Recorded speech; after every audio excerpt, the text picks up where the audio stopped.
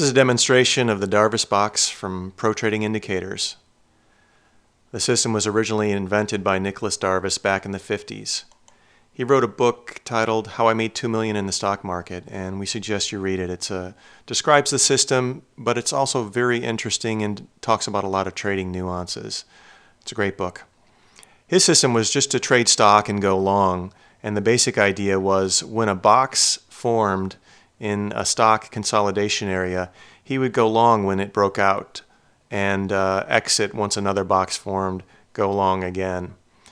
We find it useful in today's volatility to go long and short. So I'll bring up a chart here. Basically, we have red and green boxes, and when price breaks below a red box, you go short, and if it breaks above a green box, go long. The box color is determined by a moving average. So basically, if price is below the moving average, you form a red box. And if price is above the moving average, you form a green box. So in this case here, a trade entry would be a red box, and price breaking below that box is an entry, and another box formed right away here, so that would be an exit. Well, let me show you that on another chart here, a little clearer. I like to combine this indicator with other indicators, and I love the PPO.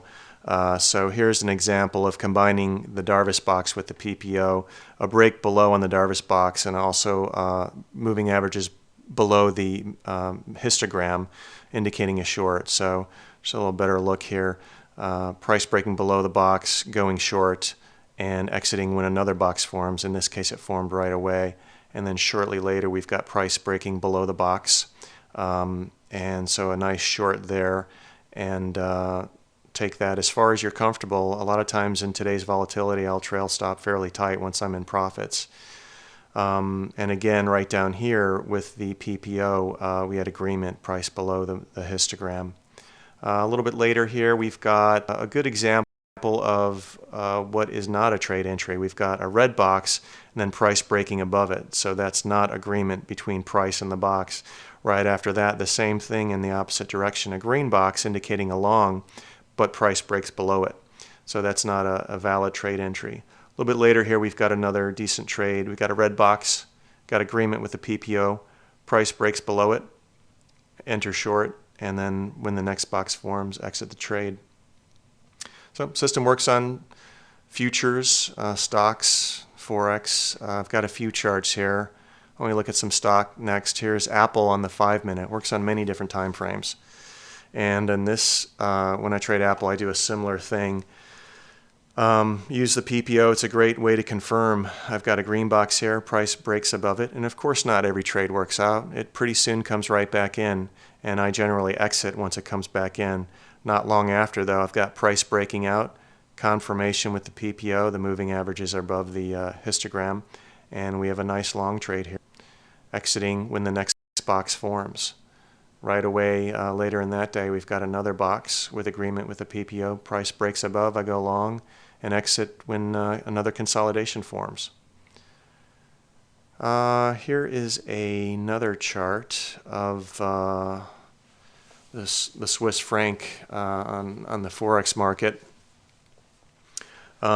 Similar idea, Forex traders going long after a breakout and going short, breakout to the downside.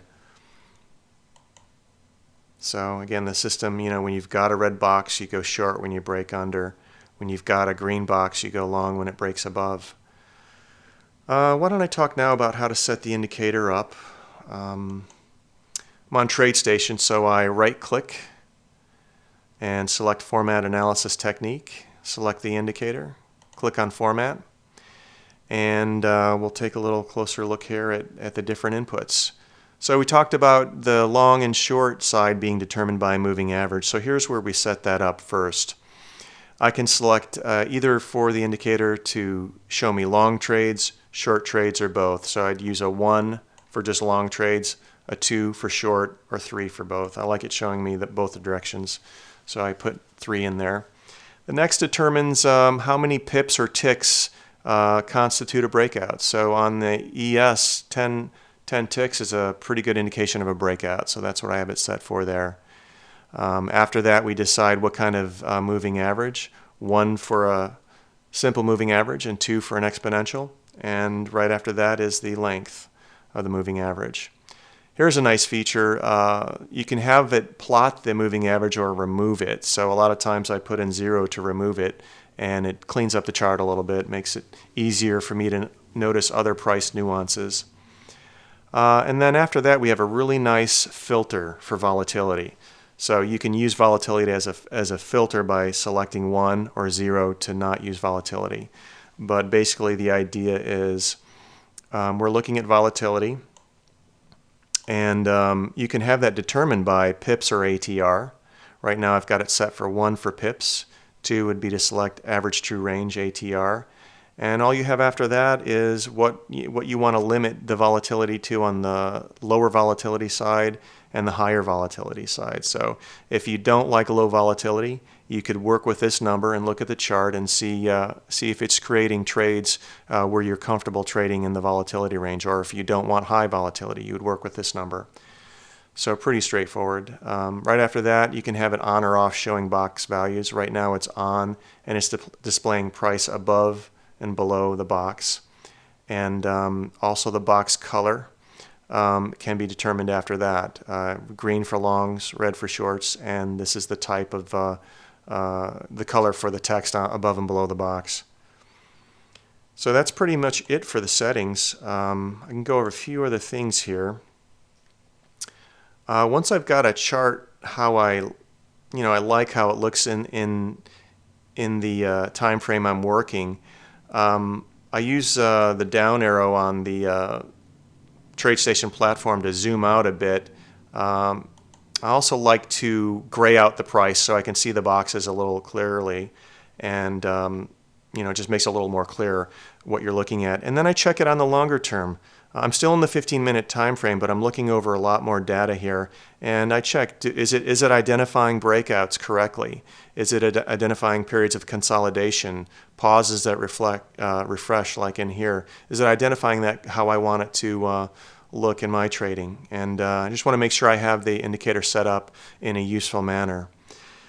So that's pretty much it. It works on all markets, all time frames. We've got traders working with it just on its own or with a variety of different indicators. It's a really useful system. Often in the middle of a trading day, it's a good reminder too of what's going on with price. Are we in a consolidation area? Have we broken out? Sometimes in the middle of it, it's just not that obvious in these tighter areas of what's going on and when did the breakout occur. So it's just a good reminder of what's going on in the market in general. So that is all of the inputs and how to use it in different markets. We hope you've enjoyed learning about the Darvas Box indicator and that you find it helpful in your trading.